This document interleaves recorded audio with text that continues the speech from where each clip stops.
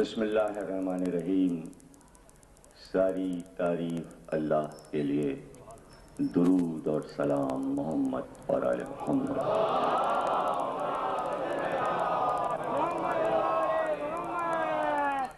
1420 ہجری شاہ نجف میں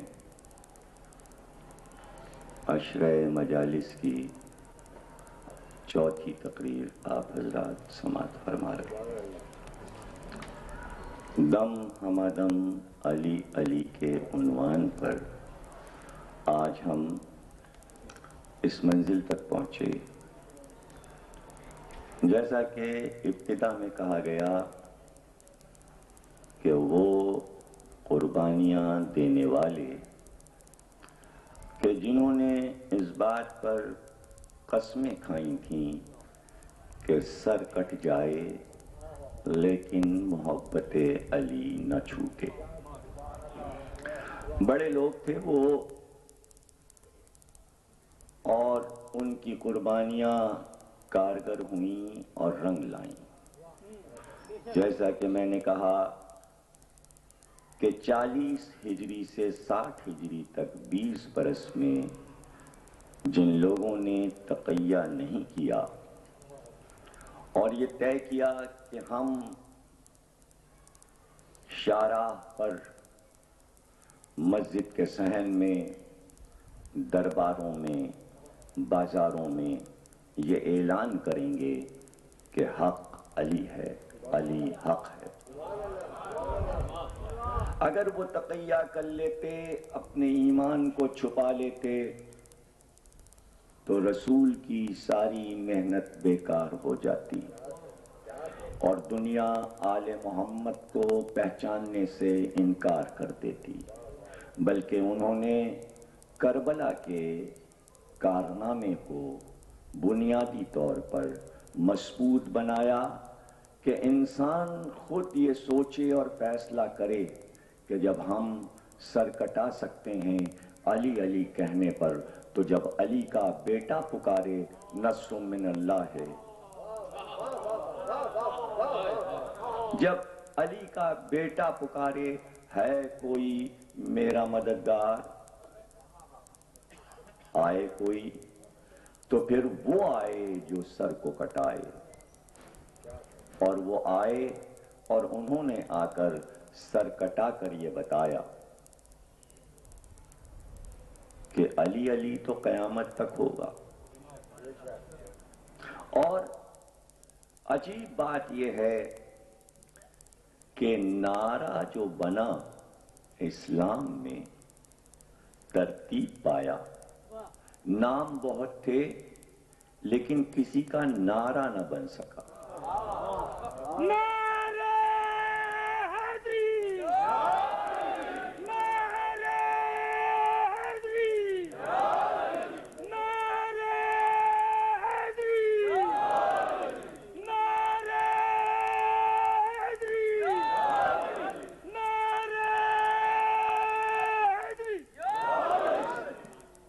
مولانا روم نے کہا معاویہ روٹی تو دے سکتا ہے لیکن علم اور ایمان نہیں دے سکتا۔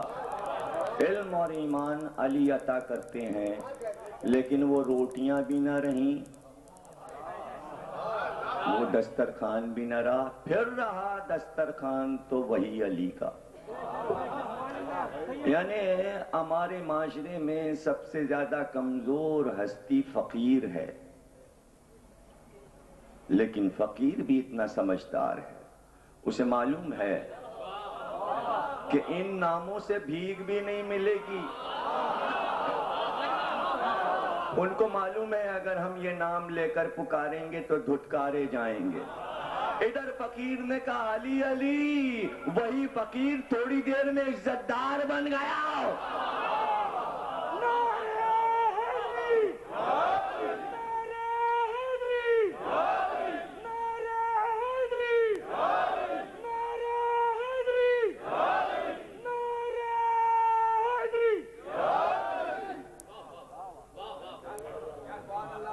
معلوم ہے سارے طبقات کو علم ہے کہ ایک چوکیدار بھی جب پہرا دیتا ہے تو اپنی مزدوری کو یوں حلال کرتا ہے، یا علی حیدر جاگتے رہنا، یا علی حیدر جاگتے رہنا۔ اسے معلوم ہے کوئی اور نام لیں گے تو سب سو جائیں گے۔ یہ نعرہ جگاتا ہے۔ طبقات میں بہادروں کو، شجاعوں کو، سپاہیوں کو، فوجیوں کو، سپہ سالاروں کو معلوم ہے کہ جب رن میں کودا جاتا ہے تو بھگوڑوں کے نام نہیں لیے جاتے، وہاں بھی پکارا جاتا ہے یا علی۔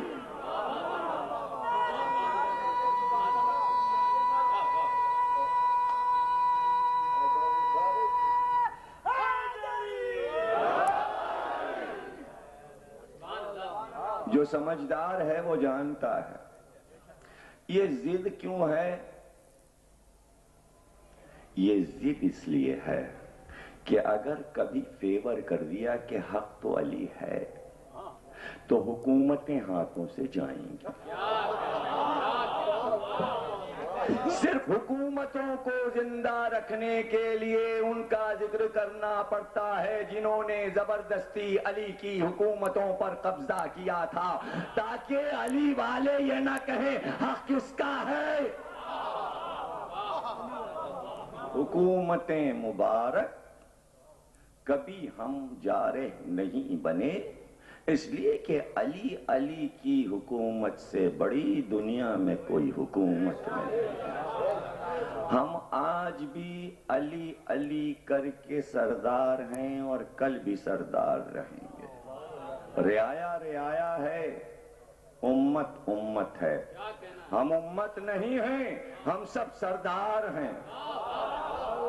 ہم اس لیے سردار ہیں کتنا ہی بڑا حکمراں کیوں نہ بن جائے پھر بھی غلام ہمارا رہے گا، اس لیے کہ نبی ہمارے گھر میں آیا، قرآن ہمارے گھر میں آیا، جبریل ہمارے گھر میں آیا، سب غلام ہم سردار۔ غلاموں کے گھر میں نبی نہیں آیا۔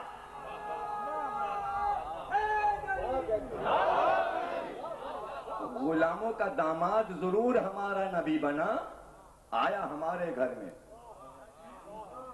تو سسرالی رشتہ داری برقرار رکھو تاکہ کم از کم وہ رشتہ باقی تو رہے، اس لیے کہ یہی رشتہ سب سے پہلے ٹوٹتا ہے۔ یاد رکھو، باپ بیٹے کا رشتہ نہیں ٹوٹتا، باپ بیٹی کا رشتہ نہیں ٹوٹتا، بھائی بھائی کا رشتہ نہیں ٹوٹتا، بہن بھائی کا رشتہ نہیں ٹوٹتا، لیکن میاں بیوی کا رشتہ چند لمحے میں کچا تاگا ہے، جب چاہے ٹوٹ جائے۔ یا علی بس کہہ دینا۔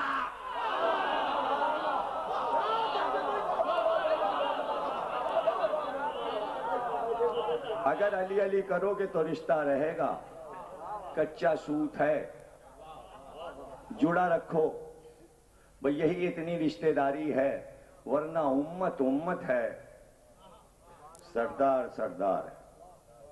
اب کبھی کبھی یہ ہوتا ہے بغاوتیں ہو جاتی ہیں، کاشتکار یا کسی مل کے ملازم اپنے سردار کے خلاف اسٹرائک کر دیتے ہیں، تو غصے میں کہہ دیتے ہیں یہ کافر ہے، تو ان کے کہہ دینے سے پریسیڈنٹ کافر توڑی ہو جاتا ہے۔ سردار سردار رہتے ہیں، کبھی کبھی امت، کبھی کبھی امت، کبھی کبھی امت ہذیان بکنے لگتی ہے۔ ہذیان اس لیے بکنے لگتی ہے کہ سردار کو کبھی ہذیان نہیں ہوتا۔ اگر سردار پہ ہذیان کا الزام لگائے تو امت قیامت تک ہذیان بکتی رہے گی۔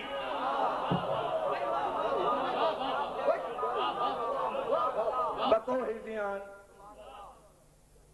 کہتے رہو، تاکہ یہودی کو، عیسائی کو، کافر کو، ہندو کو پتا تو چلے کہ مسلمانوں کو ہذیان کے دورے کب پڑتے ہیں۔ قرآن نے کہا ہے نا یہ بیمار ہیں، دل کے بیمار ہیں، تو بیماریوں کا پتہ تو سب کو چلے۔ تو کتنے حیران ہو کہ وہ دیکھتے ہیں اپنے نبی کے خاندان والوں کو خود قوم کافر کہہ رہی ہے۔ کتنے پاگل ہیں، ان کو مارنا کتنا آسان ہے، ان کے ملک چھیننا کتنے آسان ہے، ان پہ حکومت کرنا کتنا آسان ہے، ان کو اپنے سود میں پھنسائے رکھنا کتنا آسان ہے، اس لیے کہ اپنے سردار کو برا کہتے ہیں۔ انگریز کو دیکھو، اپنے سرداروں کا اتنا احترام ہے کہ ساری دنیا میں جمہوریت آ گئی، ملکہ پھر بھی ہے، محل پھر بھی ہے، پرنس پھر بھی ہے، برا نہیں کہتے۔ لا ہے ان کے یہاں کہ جو چاہے کہو۔ ایک پارک بنا دیا ہے لندن میں، یہاں آ کے سب اپنی سیاست کی بھڑاس نکالو، سب کچھ کہہ سکتے ہو، شاہی خاندان کو برا نہیں کہہ سکتے۔ کتنا احترام ہے انگریز میں اپنے شاہی خاندان کے لیے۔ مسلمانوں انگریزوں سے سیکھو، شاہ ہست حسین بادشاہ ہست حسین۔ کوئی نہ شاہ ہے نہ کوئی بادشاہ ہے، صرف نبی کا گھرانہ شاہ ہے، نبی کا گھرانہ بادشاہ ہے، اور وہ شاہی وہ بادشاہی ہم لیے آج بھی بیٹھے ہیں۔ حکومتیں سب کو مبارک، یہ شاہی ہم کو مبارک، یہ راتیں ہم کو مبارک، یہ دن ہم کو مبارک۔ ایک عاشور کے دن کی ٹکر کا ایک دن تو کوئی لا نہ سکا۔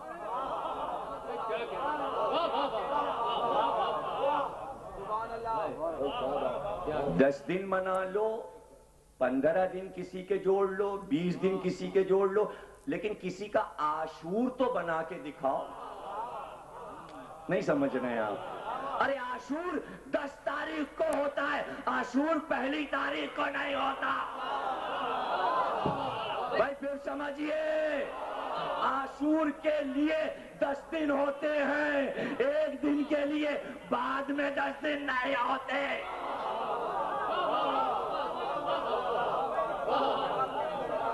یہ تو عید کے پیچھے ٹر ہے، یہ تو عید کے پیچھے ٹر ہے۔ ہر چیز کا ایک سلیقہ ہے، ایک طریقہ ہے، الٹا تھوڑی چلا جاتا ہے۔ جب دن گزر گیا، رات گئی بات گئی۔ یہاں تو ایک رات کے انتظار میں یہ 9 دن گزار رہے ہیں، وہاں تو جب دن چلا گیا تو جب دن ہی چلا گیا، آپ کہے کہ 10 دن، کس بات کے 10 دن؟ دن تو گزر گیا۔ مسلمان سیکھ ہی نہ سکے، کچھ سلیقہ نہ آیا۔ ارے اگر ہم سے نہیں سیکھنا تھا کہ ایک دن کے انتظار میں پہلے کے 10 دن گزارے جاتے ہیں، تو کم از کم حج سے سیکھ لیتے کہ پہلے 10 دن آخری دن حج ہوتا ہے، یہ نہیں ہوتا کہ پہلی ذی الحج کو حج ہو پھر 10 دن گزرے۔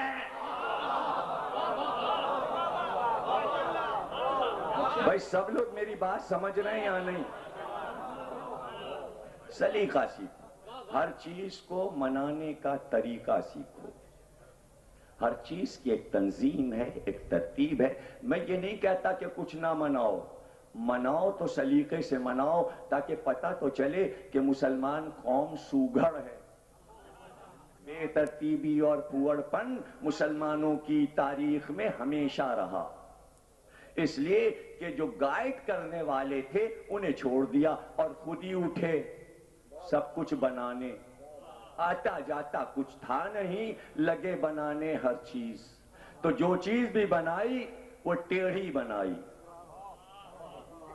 کج بنائی۔ اور پھر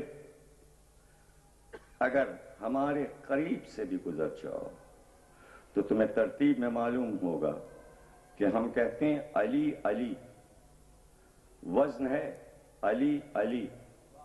آرام سے سب لوگ کھڑے ہو گئے، ادھر سے کسی نے کہا علی علی، ادھر سے کسی نے کہا چمن چمن، کلی کلی، گلی گلی، علی علی۔ اب جہاں تک کہتے چلے جاؤ، جہاں تک کہتے چلے جاؤ، اب اور نام لیجئے، یہ قافیے نہیں ملیں گے، قافیے نہیں ملیں گے، ردیف نہیں ملے گی، تو آگے نعرہ بڑھے گا کیسے؟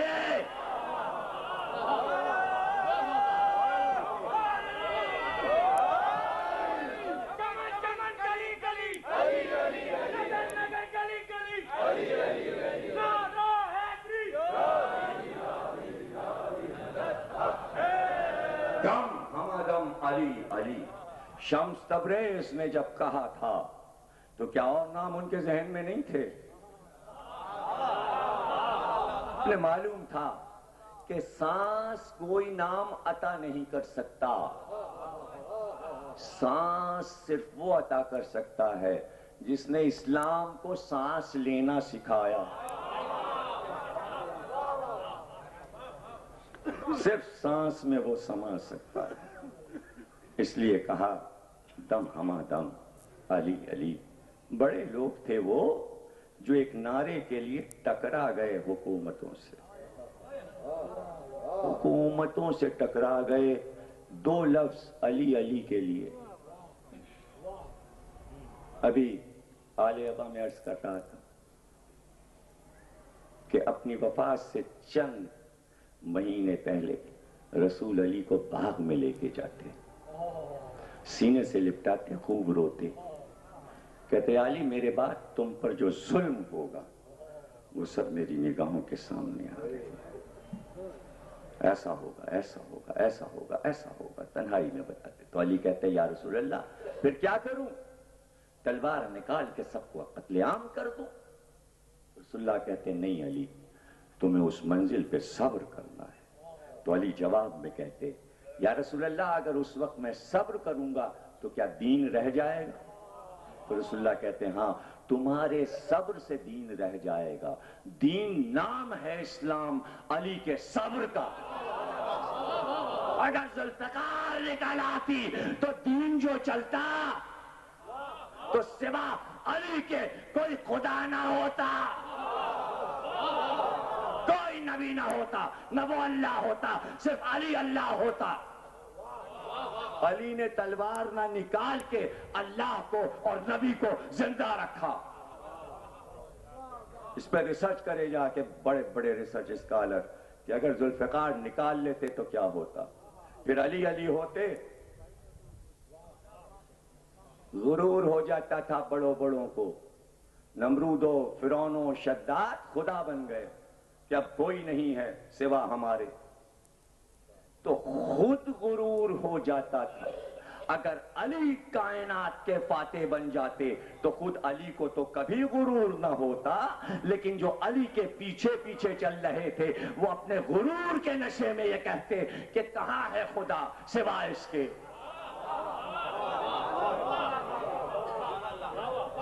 ذرا سا نہروان کا 13-14 ہزار کا لشکر تھا تو اسی میں بہک گئے. تو اگر لاکھوں کا لشکر علی کا ہوتا, 1 کروڑ کا لشکر ہوتا, 14,000 پہ اتنے علی کو خدا کہنے والے رہ گئے تو 1 کروڑ میں کتنے ہوتے جو علی کو آج خدا کہہ رہے ہوتے. علی نے اپنی بصیرت سے سب کچھ دیکھا, اور جب رسول نے وعدہ لیا علی سے کہ تمہیں صبر کرنا ہے اور تلوار نہیں نکالنی, تو نبی کے بعد علی اپنے دوستوں کو اسی طرح سینے سے لگا کے کہتے میثام ہمارے بعد تمہارا سر کٹے گا, کمیل تمہارا سینہ چاک کیا جائے گا, قمبر تم قتل کیے جاؤ گے, رشید حجری تمہیں قتل کیا جائے گا, حجر بن عدی تمہیں مار ڈالا جائے گا. تو سب کہتے یا علی اس وقت ہم کیا لڑ جائیں ظالموں سے؟ تو علی کہتے نہیں, صبر کرنا. تو اب علی نے کیا کہا تھا کہ یا رسول اللہ, توجہ کیجئے گا, علی اور اصحاب علی کہ علم کی تھا کا پتہ چلے گا آپ کو. یا رسول اللہ اگر میں صبر کروں گا تو دین رہ جائے گا. تو رسول نے کہا تھا ہاں تمہارے صبر سے دین رہ جائے گا. اب اصحاب نے پوچھا تو کیا پوچھا, یا علی ہمارے صبر کرنے سے ہمارا دین رہ جائے گا, ہمارا دین رہ جائے گا. تو علی نے کہا ہاں تمہارا دین بھی رہ جائے گا, تمہارا نام بھی رہ جائے گا. تو کہا پھر کیا پرواہ, 70 بار مار کر جلایا جائے اور خاک کو ہوا میں اڑا دیا جائے, پھر بھی ہم علی علی کرتے رہیں گے. ایسے اصحاب بھی تو کسی کو نصیب ہوں. جملہ بہت قیمتی ہے، اگر سمجھ جائیے تو جلدی سے آگے نکل جاؤں۔ ایسے اعصاب بھی تو کسی کو نصیب ہوں، ارے کسی کو ایسے اعصاب کیوں نصیب ہوتے کہ خود کسی کے اچھے اعصاب نہیں تھے۔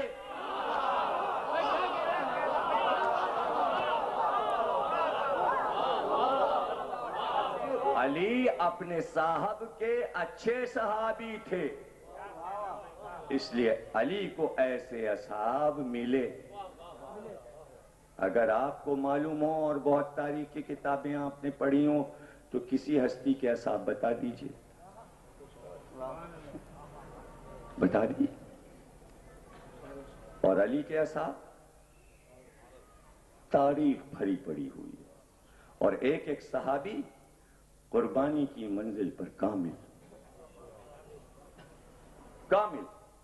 علم کی منزل پر کامل، فصاحت اور بلاغت میں کامل۔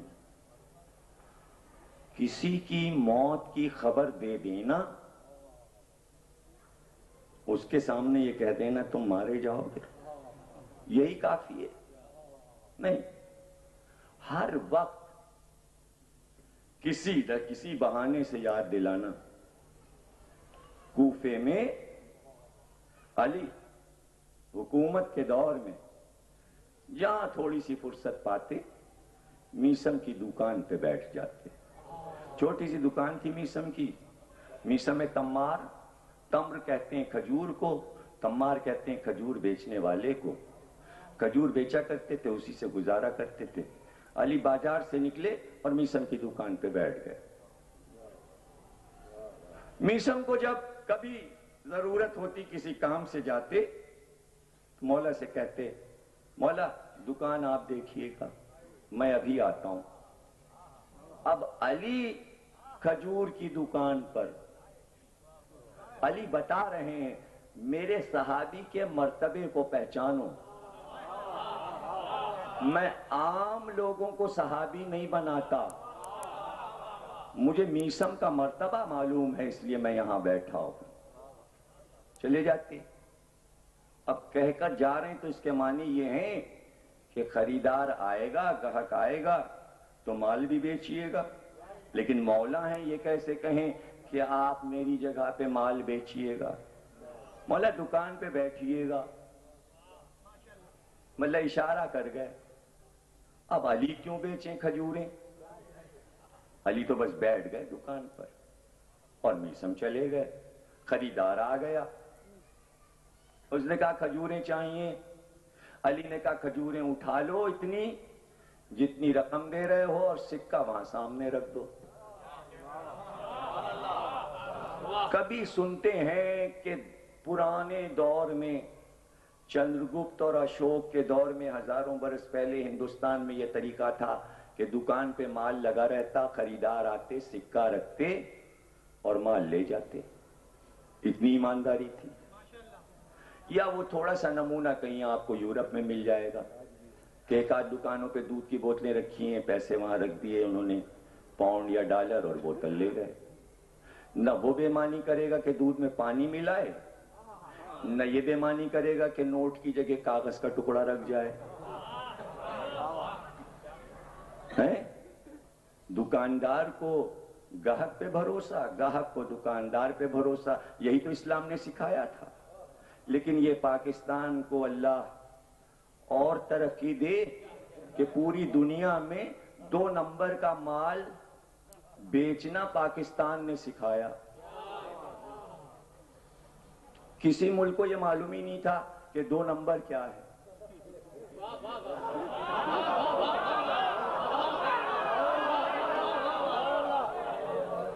ان کا بھئی یہ کیا ہے؟ ان کا یہ تو نمبر 1 ہے، اور کہا یہ لالو کھیت میں بنتا ہے، یہ نمبر 2 ہے، یہ اورنگی میں بنتا ہے، یہ نمبر 2 ہے۔ لالو کھیت اور اورنگی میں 2 نمبر بنتا ہے؟ ایسی بستیوں میں نمبر 2 بنتا ہے؟ کیسے پلٹوں میں لفظ کو؟ 2 نمبر بنتا ہے، نمبر 2 بنتا ہے؟ تو طے تو کر دیا کہ ایک نمبر 1 ہے، ایک نمبر 2 ہے۔ نمبر 1 اصلی ہے، اور نمبر 2 نقلی ہے. اور کہتے بھی ہیں صاحب نہیں نمبر 2 نہیں چاہیے. اتنی بیزاری نمبر 2 سے. اچھا نمبر 1 سب کو پسند ہے, سب کو نمبر 1 پسند ہے. جب ہم نے کہا دمادم مست قلندر علی دا پہلا نمبر, تو ہمارے پہلے نمبر پہ سب بگڑ گئے.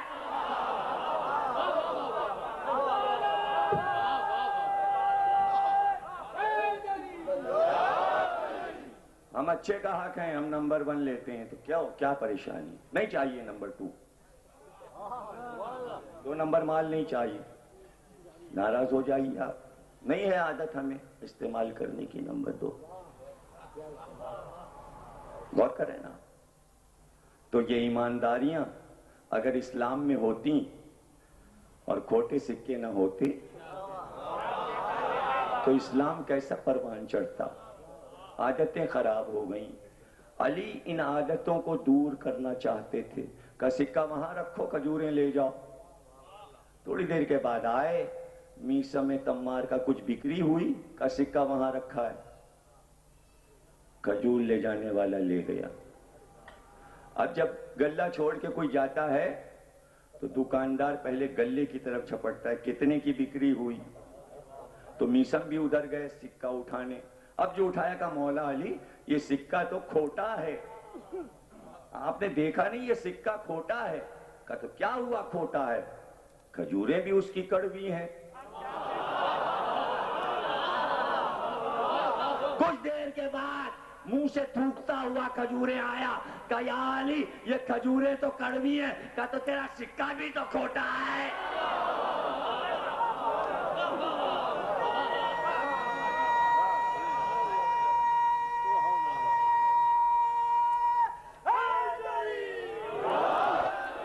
اور جب رات آتی تو صحرا میں ہاتھ پکڑے ہوئے, میسم لے لو علم ملایا, علم منایا, علم بلایا, علم غیب, علم تاویل حدیث. کیا ذہن تھا, کیا سینہ تھا. جن لوگوں نے علی سے علم براہ راست لیا ان کے ذہن کتنے اعلیٰ تھے. کبھی اس پہ سوچئے گا کہ اس وزن کو اٹھانا آسان تھا. تو اس سے اندازہ ہوتا ہے کہ کمیل اور میسم کے مرتبے کیا تھے, قمبر کا مرتبہ کیا تھا. سیکھ لو. میسم جب تک ہم ہیں ہم سے لے لو. تو کیسے سکھایا, اس طرح سکھایا کہ ہمیشہ جب راستے سے چلتے تو کوفے کی اس گلی سے گزرتے جس طرف حریث کا مکان تھا, اور وہاں تھوڑی دیر کے لیے رکتے اور کہتے میسم یہ سامنے جو درخت ہے, یہ سامنے جو درخت ہے, اس درخت پر تمہیں سولی دی جائے گی.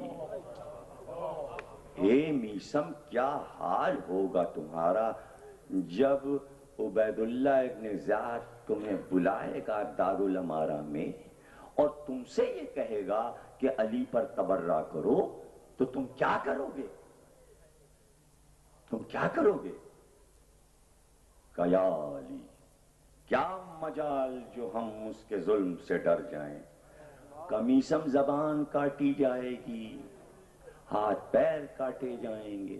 کہ مولا کوئی پرواہ نہیں, کوئی پرواہ نہیں. ایک دن ہوتا تو چلیے, جب ادھر سے گزرے مسکرا کر میسم اس درخت کو پہچان لو.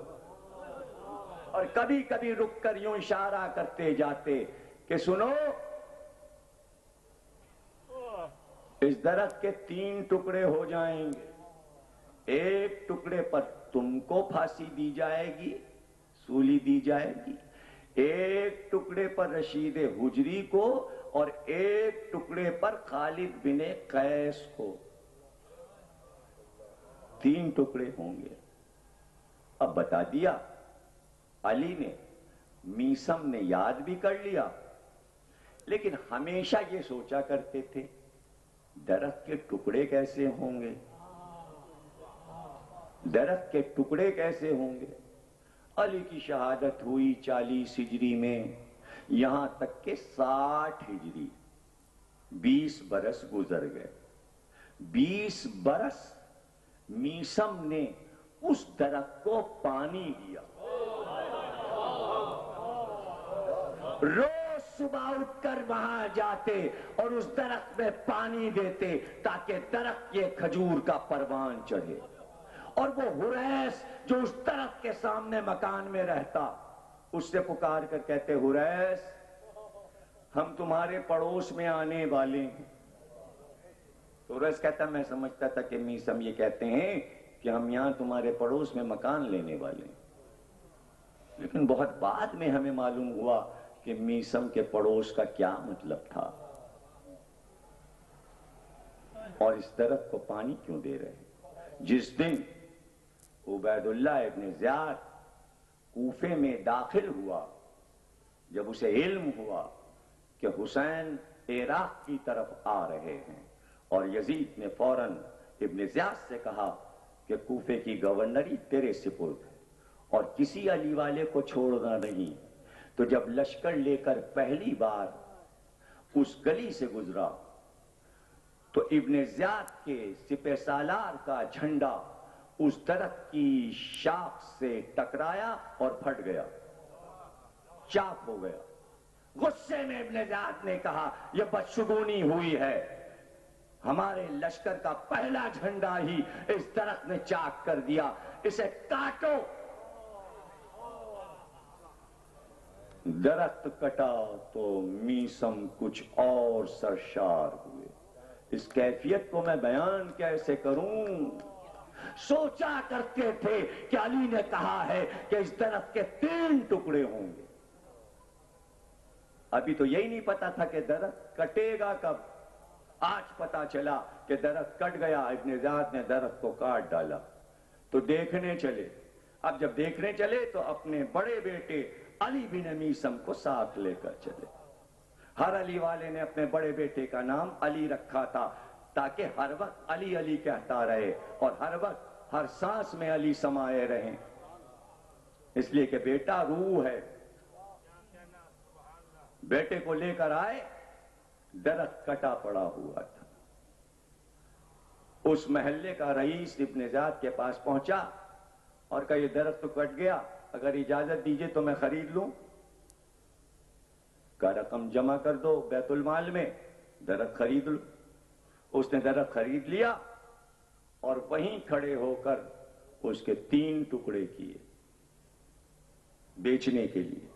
لیکن جب درخت کٹنے والا تھا تو میثم اپنے بیٹے کو لے کر پہنچ چکے تھے، اور پہنچنے کے بعد ایک بار کہا، بیٹا علی جاؤ، اس سے پہلے کہ یہ درخت کٹ جائے، جدھر میں اشارہ کروں 3 حصے میں اشارہ کروں گا، ایک حصے پر، بیچ والے حصے پر جب میں انگلی اشارہ کروں وہاں میرا نام کھودنا درخت پہ اور ایک کیل گاڑ دینا۔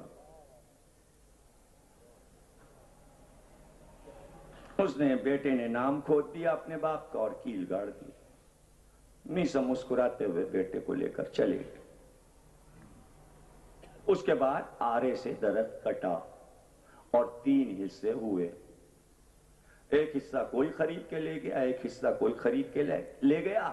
صبح پھر آئے، بیٹے سے کہا، بیٹا اب جا کے قریب دیکھو، جو حصے بک گئے ان میں کون سا رہ گیا اور کون سا حصہ گیا۔ بیٹا قریب گیا، کہا، بابا عجیب اتفاق ہے، 2 حصے بک گئے، ایک حصہ جو پڑا ہے درخت کا اس پہ آپ کا نام لکھا ہے جس پہ میں نے لکھا تھا اور کیل گڑی۔ کہا، بس ٹھیک، آؤ۔ ایسے علی والے، ایسے علی والے، ایسے علی والے گویا دولہا بنتے ہیں۔ یہ کس بات کی تیاری ہے؟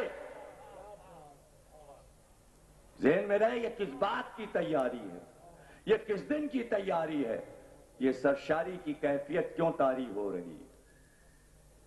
اور پھر ایک دن شکایت پہنچ گئی، 8 ذی الحجہ مسلم کی شہادت سے 1 دن پہلے میثم کو پکڑ کے بلایا گیا تم بہت قریب تھے علی سے، بہت قریب تھے علی سے. کہاں؟ کہا علی سے بیزاری کا اعلان کرو. کہو جو ایسا نہ کروں تو؟ کہا ہاتھ پیر کاٹے جائیں گے، تمہارے ہاتھ اور پیر کاٹ دیے جائیں گے. کہا یہ تو ہمارے مولا نے ہم کو بتایا ہے، تو نے کون سی نئی بات کہی؟ غصے میں اٹھ کے کھڑا ہو گیا ابن زیاد تخت سے. کہنا اور کیا بتایا ہے علی؟ اور کیا بتایا؟ کہ علی نے بتایا کہ میری زبان بھی تو کاٹے گا. ابن زیاد نے کہا تو صحیح کہ میں تیرے علی کو جھوٹا نہ کر دوں، میں تیری زبان نہیں کاٹوں گا، میں تیری زبان نہیں کاٹوں گا. کہ سن میرا مولا سچا ہے، تو میری زبان کاٹے گا. ابن زیاد نے کہا میں زبان نہیں کاٹوں گا. توجہ ہے نا آپ کی؟ دیکھیے اس کو غصہ دلا رہے ہیں، اسے تاؤ دلا رہے ہیں. تو زبان کاٹے گا، وہ کہہ رہا نہیں کاٹوں گا. تو زبان کاٹے گا، نہیں کاٹوں گا. نہیں سمجھے علی والا.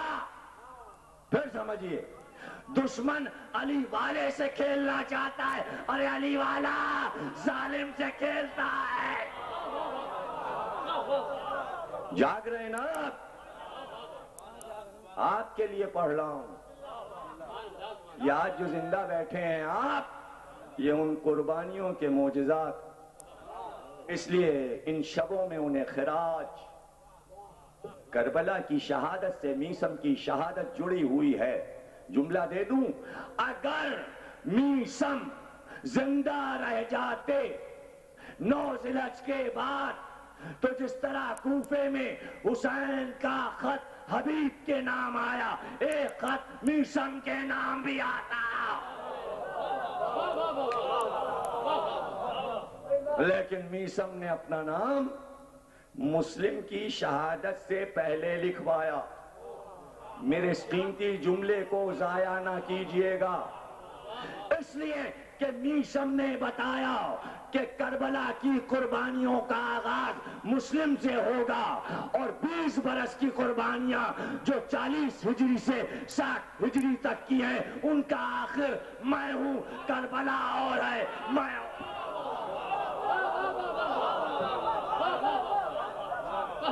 وہ 2,60,000 قربانیوں کا میں تتمہ ہوں.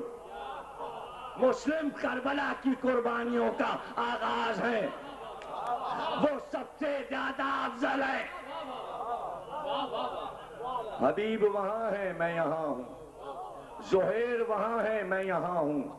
مسلم ابن اوسجہ وہاں ہے، میں یہاں ہوں. ہر ایک علی والا اپنے مرتبے کو بھی پہچانتا تھا. ان مجالس میں یہی پیغام ہے آپ کے نام کہ اے علی والو اپنے مرتبے پہچان. اگر ان مجالس سے یہ نہ پتا چلا عزاداروں کو کہ ہمارا مرتبہ کیا ہے تو جینے کا کیا فائدہ، زندگی کا کیا فائدہ. لطف زندگی یہ ہے کہ اپنے رتبے پہچان لو. اور میری کوشش یہ ہوتی ہے کہ علی والوں کو ان کے رتبے سمجھا دوں. ذرا میثم کا رتبہ دیکھیے، بتا کر گئے کہ اپنے رتبوں کو نہ بھول جانا، اپنے رتبوں سے نہ گھٹ جانا. ایک بار حکم دیا ابن زیاد نے، ہاتھ اور پیر میثم کے کاٹ دو. اور کاٹ کے حریث کے گھر کے سامنے والے جو لکڑی کے ٹکڑے کو نصب کیا گیا ہے بازار میں لٹکا دو تاکہ سارے کوفے والوں کو عبرت حاصل ہو. میثم کے کٹے ہوئے ہاتھوں اور پیروں کے ساتھ جب میثم کی سواری اس درخت کی طرف چلی تو کیا جھوم نہیں رہا ہوگا علی والا؟ اس کیف کو سوچئے، اس کیف کو سوچئے کہ لہو بہ رہا ہے اور وہ علی علی کہتا ہوا دم ہمادم علی علی صلیب کی طرف جا رہا ہے. اس کی زبان سے کچھ سمجھے نہیں آپ. اب میں کیسے سمجھاؤں؟ کوشش کرتا ہوں کہ دل میں اتر جائے بات آپ کے. ذرا سا سمجھیے. اگر صرف اتنا کہہ دیتے کہ علی نے کہا ہے زبان کٹے گی، اگر وہیں زبان کاٹ دیتا تو مزہ خراب ہو جاتا. نہیں سمجھے بھائی، نہیں سمجھا. غصہ دلایا، ضد دلائی، غصہ دلایا، تو زبان کاٹے گا. اس نے کہا نہیں کاٹوں گا، نہیں کاٹوں گا، نہیں کاٹوں گا. تاکہ اتنی دیر نہ کاٹ کہ جب سواری نکلے تو میں راستے میں کہوں تمام آدم علی علی تمام آدم.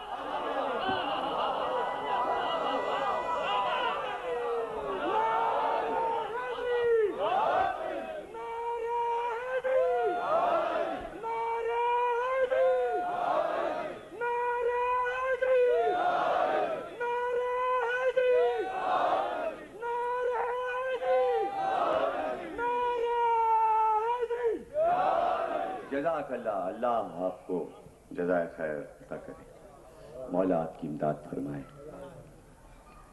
اسی طرح اس نام کو زندہ رکھنا ہے. یہی نام زندہ رہے گا، یہی نام کام آئے گا. چلے ڈار کی طرف چلے، کس شان سے چلے. اپنے قدموں سے خود اپنی خوابگاہ کی طرف جانے والوں تم پر سلام. مزہ نہیں لیا اس جملے کا؟ ارے علی والے کے اگر قدم بھی نہ ہو تب بھی وہ اپنے قدم سے جاتا ہے مقتل کی طرح.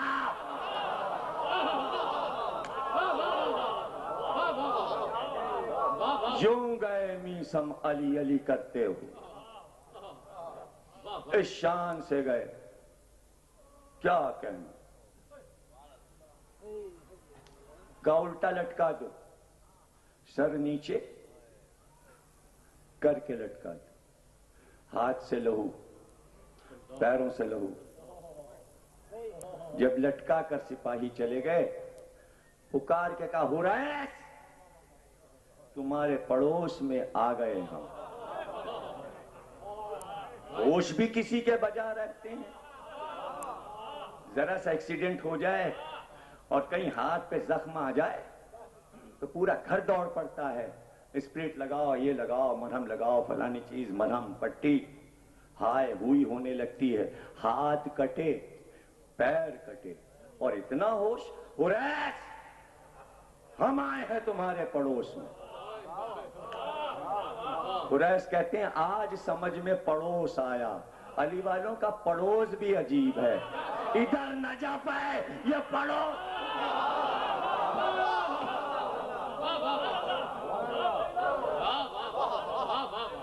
کوفہ نجف کا پڑوس ہے. زائروں سے پوچھو، زائروں سے پوچھئے تو مزہ آئے گا. ادھر آپ مسجد کوفہ سے نکلے، ایک میدان آیا.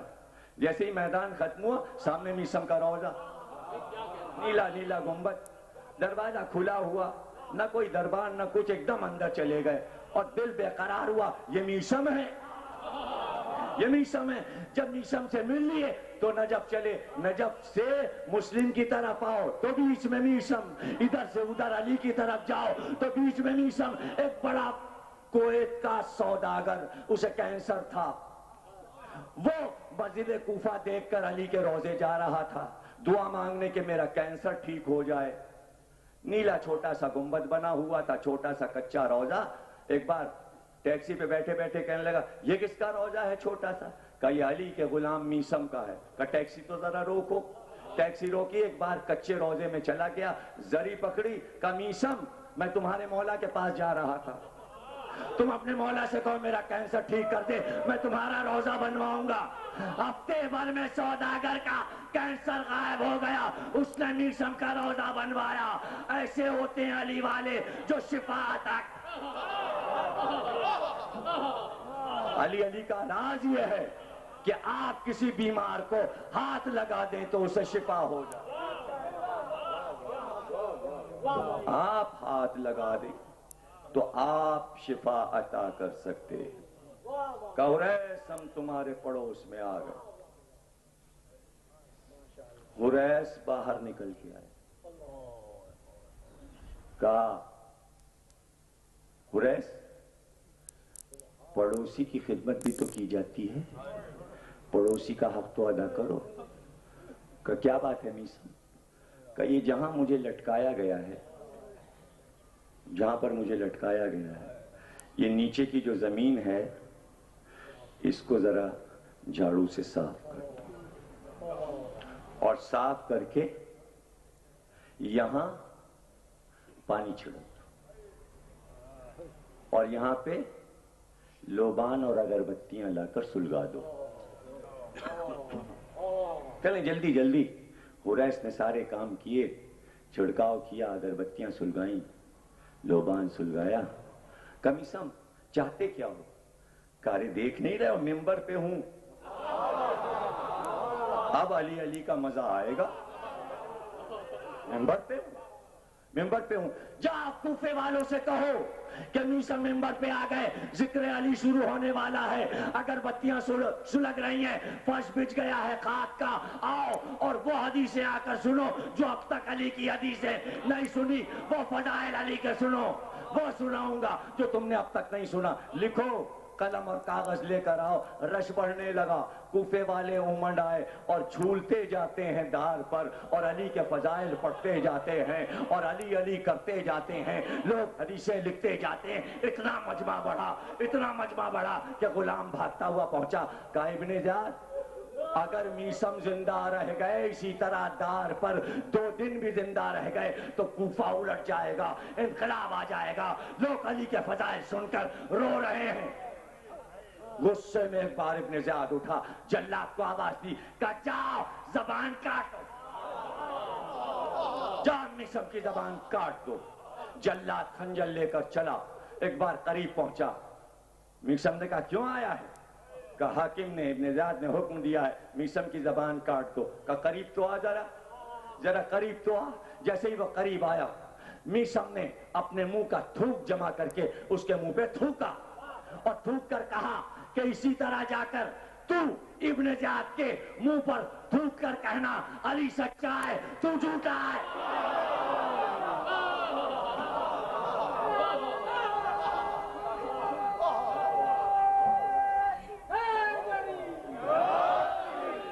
जा कह दो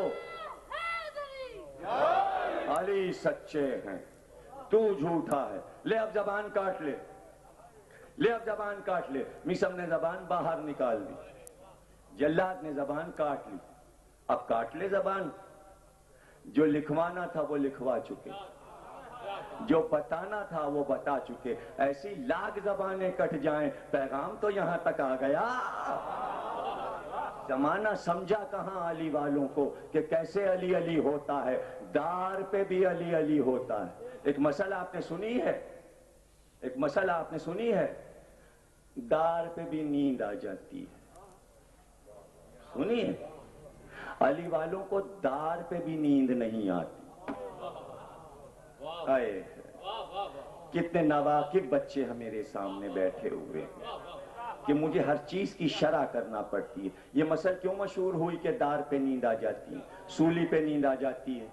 कुछ पता है? ये चीजें अगर नहीं सीखोगे तो आलमी मालूमात नहीं होगी। हम अली के फजाइल के साथ तुम्हें दुनिया के उलूम से भी वाकिफ करवाना चाहते हैं। जिसको सुबह को फांसी दी जाती है उसे रात भर ठंडे पानी से नहलाया जाता है और सोने नहीं दिया जाता, उसे रात भर जगाया जाता है। अब किसी जेल में जाके पूछ लो यहां से जेल कितनी दूर है ना? तो जेलर से, किसी सिपाही से पूछोगे जब फांसी दी जाती तो होता क्या है? रात भर उसे जगाते हैं, सुबह सुबह उसे नहलाते हैं। जो रात भर जागता है और उसके बाद अगर नहा ले तो फौरन नींद आती है। हाय हाय हाय, हाँ कुछ समझे? इसलिए मसल मशहूर हुई कि दार पर भी नींद आ जाती है। अरे अली अली करने वाले दार पर भी बेदार रहते हैं, इसलिए कि दार पे नींद नहीं आती। उनके हिस्से की नींद शबे हिजरत अली ने पूरी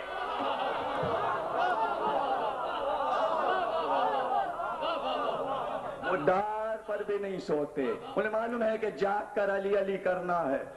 ارے جب چوکی دار جگاتا ہے یا علی حیدر جاگتے رہنا تو علی علی کرنے والا دار پہ سوئے گا کیسے؟ ہو گئی تقریر، اب مزاج سمجھ گئے، اسی طرح کی تقریریں روز ہوں گی۔ موضوع پسند آیا؟ اطمینان ہے نا کہ موضوع آگے جو آئے گا وہ یہی ہوگا؟ بچوں اور جوانوں کی معلومات میں اضافہ ہوگا؟ کارآمد موضوع ہے نا۔ اب دم ہما دم علی علی کے معنی سمجھ گئے کہ دار پر بھی پکارتے ہیں علی والے، دم ہما دم علی علی۔ یہ کتنے سچے ہوتے ہیں، میثم سے پوچھو اور میثم کی تاریخ سے پوچھو کہ وہی کربلا کے 20 روز پہلے میثم بازار کوفہ سے گزرے، اس سے تھوڑی دیر پہلے اسی بازار میں حبیب ابن مظاہر آئے، خضاب کی دکان پر آئے، خضاب والے سے کہا ذرا خضاب دینا، اس نے خضاب دیا، یہ خضاب لے کے چلے تو دوسری طرف سے مسلم ابن اوسجہ کہنے لگے حبیب اب یہ خضاب کیوں لیا ہے تم نے؟ کہا داڑھی میں لگاؤں گا۔ کہا اب کیا فائدہ خضاب لگانے کا، چند دنوں کے بعد تو تمہاری یہ داڑھی خون سے رنگی جائے گی۔ حبیب نے حیرت تو نہیں کی کہ مسلم کیا کہہ رہے ہیں، تو حبیب نے ہنس کر کہا ہاں مسلم ابن اوسجہ میں بھی تو دیکھ رہا ہوں وہ سامنے در کوفہ سے نیزے پہ تمہارا سر آ رہا ہے۔ جب دونوں یہ باتیں کرنے لگے تو دکاندار جمع ہو گئے، یہ باتیں کیا سمجھ میں آئیں بازاریوں کے؟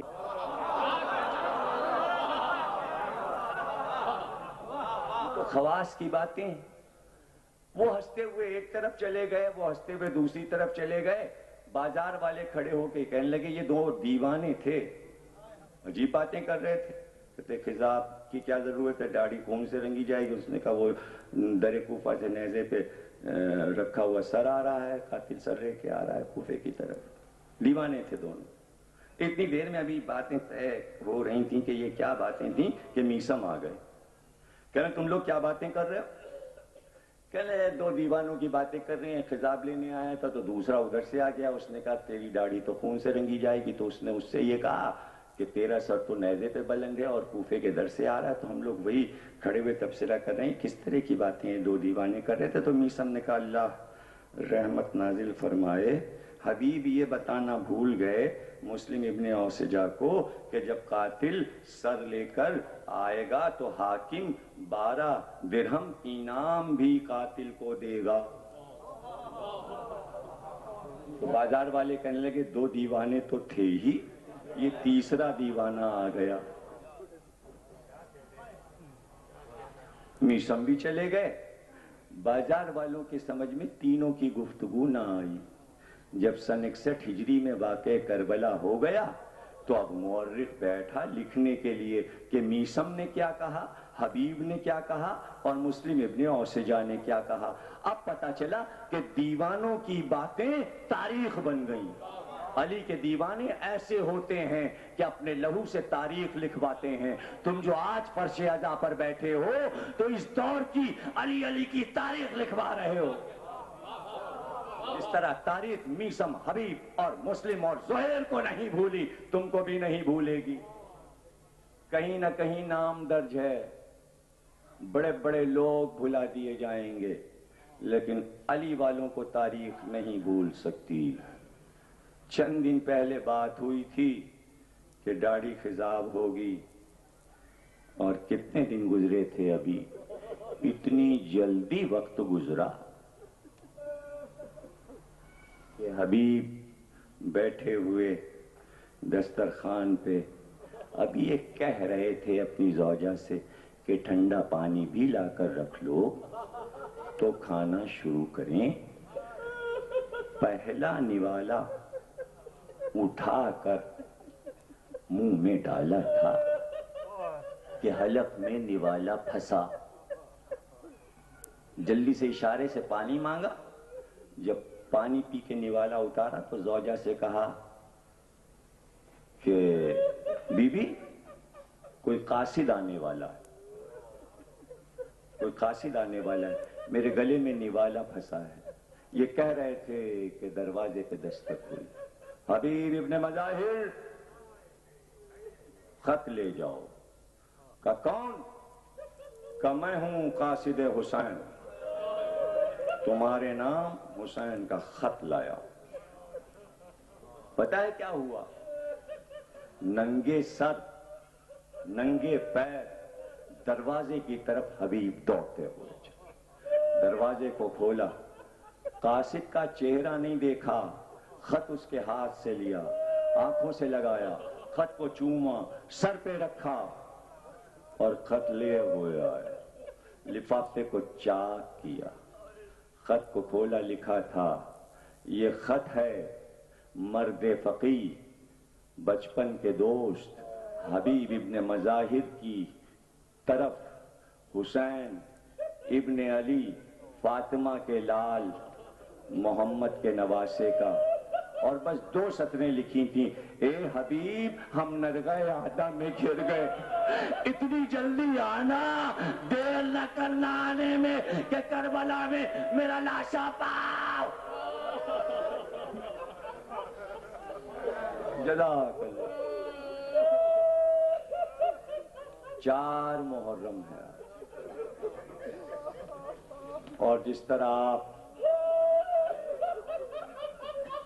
محنتوں اور ریاضتوں سے ایک اذا خانے سے دوسرے اذا خانے, کون جزا دے سکتا ہے سوا مادر حسین کے.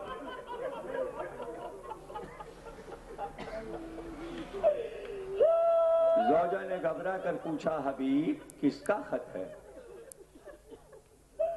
فاطمہ کے لال حسین کا. کہا کیا لکھا ہے؟ کہا مجھ کو بلایا ہے, نینوا کے میدان میں گھر گئے ہیں لشکروں نے, مجھے بلایا ہے. زوجہ نے کہا پھر کیا ارادہ ہے؟ تو چپکے سے سر جھکا کر کہا سوچتا ہوں زمانہ پورا شوب ہے, جاؤں کہ نہ جاؤں. بس یہ کہنا تھا کہ زوجہ جلال میں اٹھ کر کھڑی ہو گئی. ایک بار سر سے چادر کھینچی اور چادر ہاتھ میں لے کر کہا حبیب وائے ہو, یہ چادر اوڑھ کر گھر میں بیٹھو, میں جاؤں گی, میں حسین کی مدد کو جاؤں گا.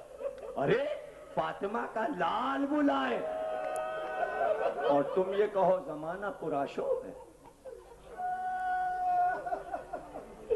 کبھی بھی بیٹھو, میں نے تمہیں آزمانے کو کہا تھا. کہ مجھے کیا آزمانا؟ کہ میں نے یہ سوچا کہ اگر میں چلا گیا اور میں مار ڈالا گیا تو تم بیوگی کے دن کیسے گزارو گی. کہا حبیب میری پرواہ نہ کرو, میں تمہارے بعد خاک پھانک کر جی لوں گی, لیکن خبردار پشت نہ دکھانا. حسین نے بلایا ہے فوراً جاؤ. کیا تیاری تھی اور کیا تیاری کرنا تھی حبیب کو.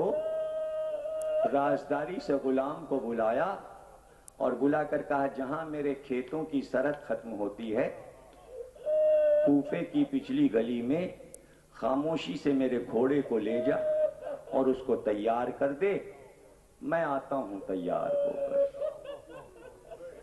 غلام وہاں پہنچا حبیب کے کھیتوں کے پاس, اور پچھلی گلی میں کھیتوں کے پیچھے گھوڑے کو تیار کر کے خود وہیں گھوڑے کے سائے میں بیٹھ گیا. دھوپ بہت تیز تھی, گھوڑے کے سائے میں بیٹھ گیا, لجام فرس کو پکڑے ہوئے. حبیب کو آنے میں کچھ دیر ہوئی تو غلام کا دل گھبرایا تو گھوڑے سے باتیں کرنے لگا. گھوڑا اسے پہچانتا تھا, یہ گھوڑے کو پہچانتا تھا. حبیب آہستہ آہستہ کھیت کی منڈیروں سے ہوتے ہوئے پہنچ رہے تھے گھوڑے کے قریب کے کان میں آواز آئی. غلام گھوڑے سے یہ کہہ رہا تھا کہ اے میرے مالک کے اسب وفادار، اگر میرا مالک نہ آیا تو میں تجھ پہ سوار ہو کر حسین کی مدد کرنے چلوں گا. بس یہ جو حبیب نے سنا وہیں رک گئے اور آنسو بہنے لگے، اور ایک بار مدینے کا رخ کیا کہ یا رسول اللہ آپ کے نواسے پر یہ دن آ گیا کہ غلام آپ کے مدد کی تمنا کر رہا ہے. کتنا بے کس ہے فاطمہ کا لال. ہو گئی تقریر، چند سیکنڈ اور پھر آپ کے لیے دعا. چند لمحے. بوڑھا مجاہد گھوڑے پہ سوار ہوا، گھوڑے کو ایڑ دی، لجام فرس کو کھینچا، گھوڑا ہوا سے باتیں کرنے لگا، طے کیا راستے کو تیزی کے ساتھ، نینوا میں داخل ہوئے، کربلا سے قریب ہوئے. یہاں عالم یہ تھا کہ حسین ایک ایک نیزہ، ایک ایک پرچم سب کو دیتے جاتے تھے. زہیر یہ تمہارا پرچم، مسلم ابن اوسجا یہ تمہارا پرچم، عابس یہ تمہارا پرچم، ہلال یہ تمہارا پرچم. اور ایک پرچم نیزے میں لگا ہوا خیمے کی تناب سے لگا کر نصب کر دیا. سارے اصحاب نے کہا آقا یہ کس کا حصہ ہے؟ بختیار حسین نے کہا اس کو لینے والا وہ آیا، گرد اٹھی گرد چھٹی کہ حبیب آ گئے. تیز ایک سوار حسین کی طرف گھوڑے کو ڈالے ہوئے تیز قدم سے گھوڑا آتا جاتا تھا. جیسے ہی حبیب قریب آئے میری طرف دیکھنا بہت روگے. ایک بار حبیب گھوڑے سے کود پڑے، جھک کر حسین کے قدم چومے. دو لمحے بہت روگے. ایک بار حسین کے قدم چومے. سارے اصحاب نے حبیب کو گھیر لیا. ادھر سے زوئے، مسلم ابن اوسجا، عابس، شبیب، ہلال بن نافع ایک ایک بڑھ کر کہتا مبارک ہو حبیب تم زندہ آ گئے، مبارک ہو حبیب تم زندہ آ گئے. کچھ سمجھے؟ ارے ابھی تو مر جائیں گے. یہ زندگی کی مبارکباد کچھ سمجھے؟ یعنی زندہ بچ کر آ گئے حسین کی نصرت کرنے، اس کی مبارکباد. کیا تھے کربلا والے؟ مبارک ہو حبیب تم زندہ بچ کے آ گئے. آخری جملہ تقریر کا. روگے؟ کچھ سوچ کے رونا. 9 یاد رہے، عاشور یاد رہے، شام غریباں یاد رہے. حبیب کا ذکر ابھی ایک بار اور ہوگا، 8 یا 9 کو پھر ذکر کروں گا. وہ منزل بھی یاد رہے، شام غریباں بھی یاد رہے. ایک بار شور ہوا مبارکباد کا. جب شور ہوا تو زینب در خیمہ پر آئیں. کہا فضا یہ شور کیسا ہے، یہ مبارکباد کیسی ہے؟ کہا مبارک ہو بی بی، آپ کے بھائی حسین کے بچپن کا دوست حبیب کوفے سے مدد کرنے آ گیا. کہ میرے بھائی کا مددگار آ گیا. فضا جلدی سے جا اور جا کر حبیب کو زینب کا سلام کہہ دے. زینب کا سلام کہہ دے. فضا چادر اوڑھ کر ایک بار آئی کہ حبیب مبارک ہو، زینب نے تم کو سلام کہا ہے. ایک بار حبیب نے اپنے دونوں ہاتھوں سے منہ کو پیٹا اور کہا اللہ آج علی کی بیٹی اتنی بے کس ہو گئی کہ غلاموں کو سلام کر رہی. غلاموں کو سلام. زینب کا سلام کربلا کے شہیدوں پر. بار الہ اس عزا خانے کو یوں ہی آباد رکھے، ان عزاداروں کو آباد رکھے، انہیں کوئی غم نہ دینا سوا غم حسین. بحق کے محمد اور آل محمد ہم میں جو بیمار ہیں انہیں شفا عطا فرما، جو مر گئے ان کی روحوں کو بخش. پروردگار ظہور فرما. تاجی